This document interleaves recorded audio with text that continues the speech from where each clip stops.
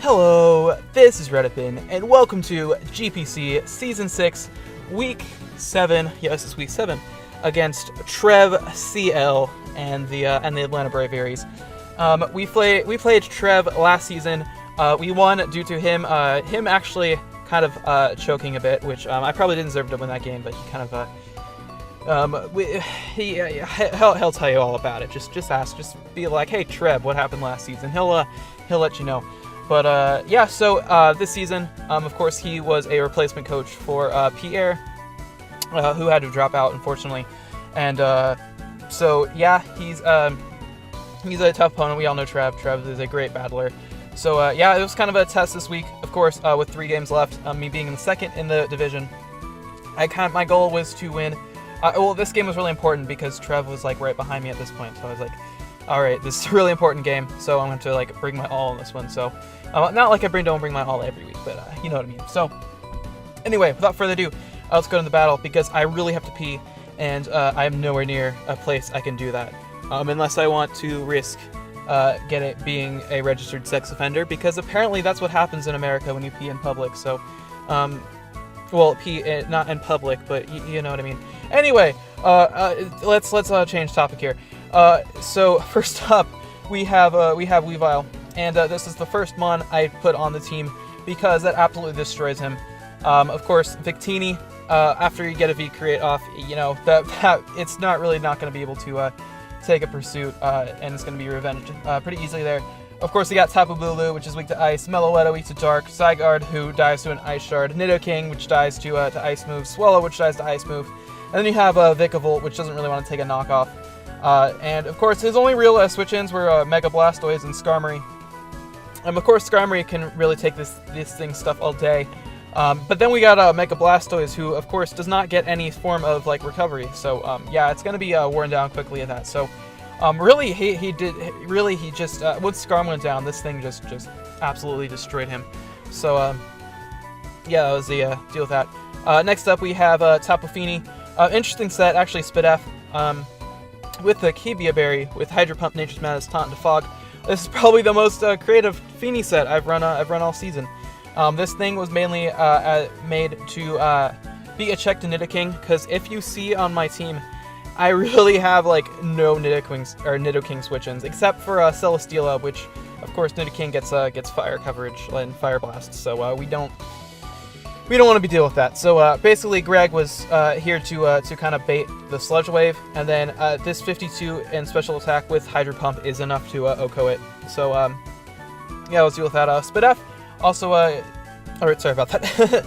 Anyway, so Spidef is pretty nice because unfortunately it doesn't make this thing necessarily the Zygarde counter I want it to be. However, it does stop him from being like some sort of mixed Victini. Which I kind of expected. I kind of expected to be more of a special variant on Victini, so this kind of deals with that pretty nicely. It also makes it easier to wear down Mega Blastoise. It lets it take on Boom Burst from Swallow, and then of course I want it to be living Sludge Wave as best as I can with a Kibia Berry. So yeah, because of course I'm sacrificing a recovery on this thing, so I want it to have as much health left as possible after taking out the potential Nidoking. Next up, we have actually Spidef Zardex. This is very, very Spidef, with Dragon Dance, Roost, Dragon Claw, Flare Blitz, and really I did this because like this this sets up on literally everything that is not well, even does set up on the Nidoking before I Mega. So yeah, it pretty much sets up like even the Mega Blastoise, because basically my thinking with this is that his switch-in is probably going to be the Blastoise. So if I'm Spidef, like with this much investment, Blastoise cannot 2-hit KO Charizard. It actually does nothing. This thing is deceptively bulky. So yeah, it's really nice. I can just keep setting up on it, and then pretty much just sweep because yeah, he really had not much for this. I ran enough speed to outspeed Zydago after the Dragon Dance boost. So there's that. Next up, we have Celesteela, and this is mostly Spidef. It has quite a bit of defense investment, and that was to I forget what that was for now. I believe it was to take 2 Stone Edges from Choice Banded Stone Edges from Tapu Bulu. I believe that's what it was. So yeah, I could switch into that every time because of course Bulu is a threat. And we have a Sub-Leech Seed, Flamethrower, and Earthquake. It just really hits his team as hard as I can. I opted not to go for the Z move, and that's because I figured if I win this game, then the next 2 games won't really matter all too much in terms of the standings, so I'm able to bring Z Celesteela both those games. So I really just wanted to focus on winning this game. It was kind of a gamble, but now I'm like freely able to bring Z Celesteela to the last 2 games now, as long as I win, of course. So yeah, so that was my thinking. I was like, okay, we're going to, because of course I have to use the Z move 2 more times. So I was like, okay, if I win now, that's amazing. Then I can just bring the 2 Z moves to the last game, or the last 2 games, and then so everything will be good. So yeah, that was my way of thinking there. So we'll have to see if it pays off now, won't we? Next up, we have Dugtrio with the Focus Sash. And this is Earthquake, Sludge Wave, Stone Edge, Reversal. And this is pretty much just because, you know, trapping's always nice. It was a backup for the Nidoking. Also Zygarde, because Zygarde could really run through this team as well. So I wanted something to maybe deal with that a bit better.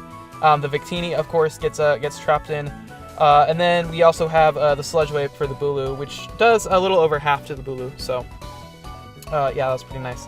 And finally, we have Nidoking. I mean, not Nidoking. We have Miltank, Sulfur Body Slam, Milk Drink, and then actually Ice Punch. And I decided to put Ice Punch there over something else, just because Zygarde was a huge threat to my team, and I did not want it. Basically, I just wanted to OHKO it. Like, I really just wanted to have something to OHKO it, because if things got out of hand with that thing, like it set up like a DD or something like that, I pretty much just lost. Also, doing a bit more to Bulu, as well as Swallow and the Nidoking. He just had a lot of stuff with the ice, so it seemed nice. And then I actually went Thick Fat over Sap Sipper. And this was, and basically I kind of wanted to bluff the Sap Sipper a bit, because there was kind of like some mind game zone there. Like I was either I was Thick Fat to help deal with the Victini more, or I was Sap Sipper to deal with the Bulu more. I had stuff to deal with both. Of course, I had Zard for Victini, and then I had the Celesteela for Bulu. So, but I decided to go with Thick Fat in the end because I felt that Victini was possibly the bigger threat.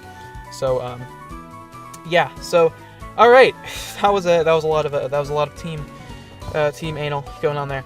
So let's go right into the battle. As oh, I need to switch sides actually. Here's no, we didn't. No, stop it. You didn't see that. So anyway, he brought pretty much what I expected. The only thing I didn't see coming, or the only thing that I didn't really see coming, was the Swallow. Like, I knew I was possibly could bring it, but I thought the Nidoking was really good in this matchup because it didn't really have any switch-ins. But he didn't bring the Nidoking, so a bit surprised there. So the Feeny set ends up I'm wasting like an item pretty much in there, but it's whatever. So anyway, first turn he leads with Zygarde, as I lead with Feeny. I figured he was either going to lead with the Skarm or the Blastoise, I believe. But he does lead with the Zygarde, which is fine too, because of course he's not going to stay in.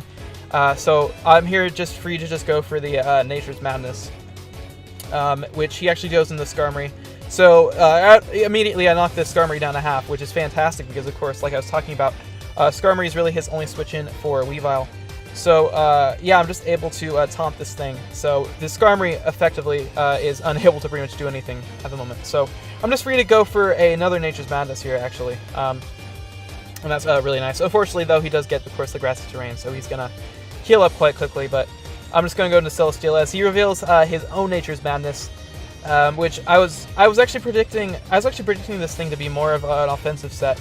However, it turns out to be more of like a defensive kind of set here. So I knew it was defensive because of course I had leftovers and of course Nature's Madness, but I had no idea what else it ran. So I think I just go for the sub here actually. Yeah, just kind of scouting to see what it has. So Victini comes in and it does reveal it is special, like I figured it would be. So I'm just gonna Leech Seed it. So that's pretty nice. So you could predict the switch here as I do go into the Miltank. And here I do switch out into a Charizard because I knew he was going to get his rocks up. And so I was just like, you know what, let's just get in before rocks, as the cool kids say, or they used to say, or whatever. And that's so yeah. So pretty much the Skarm is in a lot of trouble. So he's forced to switch out here, as I actually do predict that and go for the DD. I figured no, there's a chance he does go for the Whirlwind, but it doesn't really matter that much. As he does go into the Blastoise, and I do go for the Dragon Claw because I know that this thing can't really touch me at all. As he does reveal the Roar, which I figured he could, so that's why I just went for the attack. So this Blastoise already loses a ton of damage. As he goes for the Scald, of course, in Spit F, so it doesn't really do that much. And I'm just going to be able to like heal up so much here. So I just go for the Earthquake there, predicting the Victini, as he does go for the Roar again, actually, predicting the sub. That's why I didn't want to go for the sub, because I knew he could Roar, and then I'd just be losing HP unnecessarily, and of course we don't really want that. So he roars me out into the Weavile, which is perfect, because I'm just able to knock it off and kill it. So the Blastoise is already gone. There's Weavile switching number 1, absolutely annihilated. So he's going to go into the Victini here. And of course, at this thing that realized at this point, this thing is most definitely Scarfed. So I'm actually going to go into the Feeny as he reveals the U-turn. So that's fine. Like I said, since the Nidoking is not there anymore, or what I was saying, since the Nidoking, he didn't bring the Nidoking, Feeny doesn't really have that much of a use. As he goes for the Boom Burst with Swallow, which does quite a bit. However, I do go for the Defog here, which is really nice. And I'm able to live another Boom Burst, and with my investment, actually, I'm able to take this thing out with a Hydro Pump. And so yeah, it's funny how it worked out, because this Feeny set that was meant to deal with Nidoking actually ended up just so happens to live 2 Boom Bursts from Spec Swallow after taking Rocks damage, and just enough to KO it with the Hydro Pump. So Feeny actually working out very, very nicely here. So that was pretty cool. As he goes into the Victini here, and I actually do go into the Miltank as he goes for the U-turn. I just wanted to save this thing for a bit longer in case I could have a chance to, I don't even know why, just, save it as like Death Fodder or whatever. As here I actually do go into the Charizard. I should have gone to the Feeny there actually, but yeah, what are you going to do? But, so I do go for the Dragon Claw there. I was predicting the Victini to come in, actually, because at that point I didn't really know what he was running on the Victini. He could have something to hit me, so I don't know. I was kind of afraid of that a bit. As he does reward me to the Weavile, as I do actually sack Feeny to the rocks here. So pretty bit of a misplay there by going to Zard instead of Feeny. I was a bit too aggressive there, but it's whatever. It's not the end of the world. As we go for the Flamethrower, and it is enough to actually 2KO this thing, as he ruins me again. And at this point, I'm just gonna go for the Flare Blitz. He's playing super like aggressive with his Skarm, so I was like, let's just go for the Flare Blitz and take it out. As you know, it goes into Zygarde, which I'm free to go into Miltank, because this thing can tank hits from Zygarde all day, as that does a 24%, not even in the grassy terrain. So yeah, that Miltank just so bulky. As he goes into the Bulu here, and at this point I still didn't know exactly what this thing was. However, I did realize that he probably knew this thing was Thick Bat at this point, since I switched it into Victini. I'm just going to get my rocks up, which is nice because he has no way to remove it at this point. And so yeah, here's steps to the sub. So he reveals Sub Nature's Madness, so I was still trying to figure out what this thing had. I was scouting for the Leech Seed a bit. I actually goes for the Nature's Madness again. So I knew he likely had a Horn Leech, because of course not having attacks in this thing would be dumb. And then I thought, he probably has Leech Seed, but he actually reveals he has the Whirlwind. So yeah, he has 3 phasers on this team, which actually is pretty smart, because of course I have the Zard that can set up. I have the Feeny that also has the potential to set up. So yeah, it was smart of him to run all these phasers. Of course, as he has the rocks as well, which my team is a bit rocks weak. So he does go for the Horn Leech there on the Rizzy Cow, as he actually gets the crit, but thankfully for me, the grassy terrain runs out at this point. So I can just Milk Trick up back to full. And at this point, it was just like, I really had no idea how to really like effectively deal with this thing. Really at this point, my only thought was, my way to deal with this thing was just to make this thing 1v1 versus Zard, which essentially means just stacking off my entire team. But of course I don't want to do that, because I don't want to lose all my differential or anything. I guess what I could have done also was go into Duck Trio and Sludge Wave to break the sub, and then go into Zard or something like that. But yeah, this thing was quite the problem, actually. It wasn't necessarily much of a threat. It was just that I really had like no way to effectively take it out. as I break the sub there as he goes for the Nature's Madness this time, which is fine. And I'm just going to actually body slam here. I actually really just wanted the paralysis because I knew this thing couldn't really like touch me that much. So I mainly just wanted to go for the para there just to get some hacks because I mean I know baking on hacks isn't the best strategy, but with this thing that relies on like going for sub a lot and like whirlwind and stuff, eventually he's gonna get paralyzed. So he goes in, he drives me into a Dugtrio here, and of course I want to preserve the differential. I don't want to lose it unnecessarily as I just go back into Miltank, because Miltank is a safe switch like every single time to this thing. As I Ice Punch again and break the sub at this time, as he goes for the Nature's Madness yet again. It's we play this game for a while actually. This is yeah, this is pretty much this is the main part of the game. Just this little stall fest here. As I go into Zard here, and of course I'm just actually going to roost up because I just want to keep as much recovery as I can. And here I actually do go for the Sludge Wave. I really just wanted to break the sub as he goes for the Horn Leech there and takes me out this time, which wasn't the best, but whatever. As I do go to Weavile here, and I knew since I was adamant Life Orb, I figured he knew that by the calcs, and I'm pretty sure it did KO this thing. I don't remember if it calced it or not, but I was pretty sure that it did Oko from what I said I thought he was. So I thought he was going to switch out actually. So I do go for the knockoff and I get rid of its leftovers, but it turns out he just actually leaves it in because I thought for sure he was going to try to be cheeky and go into like Big Teen or something, but I don't know, it might have been too risky. I probably should have just gone for the Ice School Crash, but you know, what's done is done, as he does go for the Horn Leech, take me out. However, it does lose its leftovers now, so now outside of grassy terrain, it literally has no recovery. So I actually go for the Earthquake there again, trying to make a prediction as he doesn't fall for it. So I'm just gonna go for the Body Slam here, as I do get the paralysis this time as he sets up a sub. So this is really nice for me, as I'm just gonna try to break the sub here because he can Nature's Madness, he can Horn Leech, but he does not have a leftovers recovery anymore. So this thing is going to be going down somewhat quickly actually, as he actually drags me into Zard here. I'm gonna Roost. And like I said, at this point, I kind of wanted this thing to be out 1v1 versus Zard, so I will go for the Dragon Dance there, but he goes for Whirlwind there. He's not going to want me to let me set up because he knows that once I set up and this Bulu is gone, I pretty much just win.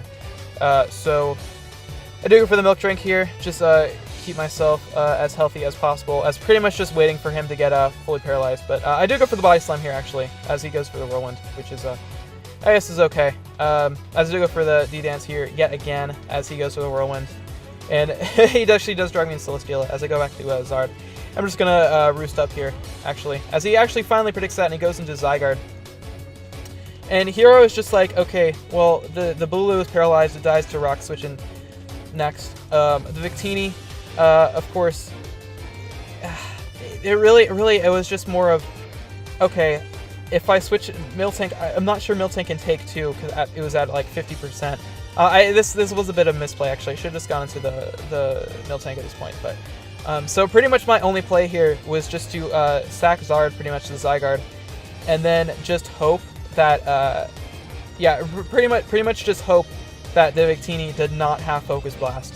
So he goes for the Outrage there as I lose my Zard, and of course since this thing is locked into Outrage, I'm just able to actually heal up with Miltank, as Miltank actually does tank that, which is really nice. And I'm just gonna Milk Drink up, and then I'm going to Milk Drink again here actually, because being in full health is really nice. So he does go into the Victini here, as he goes for the Psychic, which does solid 44%, and I Milk Drink there just to kind of scout. I mean, I really had no reason not. I don't know why I did that, but I go for the Body Slam here.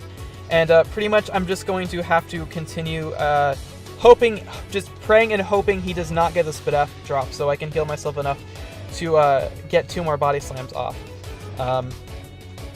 So yeah, this game is pretty much just going to go on for a bit more. Miltank really trying to put in the work here, making up for that. I don't know if I called it a choke. I definitely did not play around that Bulu well. So I do get the crit here actually. So yeah, this saves me the trouble getting the Spadef drop. So here at this point, I was like, okay, this thing appears. I believed it was Scarf actually from that damage. But I don't know. There was something weird going on with the set. I couldn't figure out what set it was. I didn't think it was banded from the damage, but I mean, it definitely was not banded. So maybe it was scarfed. I wasn't sure at this point. However, I knew that this thing likely had superpower. So yeah, if Miltank can tank the superpower, of course I have the Ice Punch, and is able to take it out. So the Ice Punch possibly coming key here. This goes for superpower. I live on 6%, and the Zygarde finally dies to the Ice Punch. So Ice Punch actually coming in clutch there, and we do end up beating Trev. What a game. Of course, with that Bulu, I just was not really sure how to play around it too much. I probably should have played a bit safer.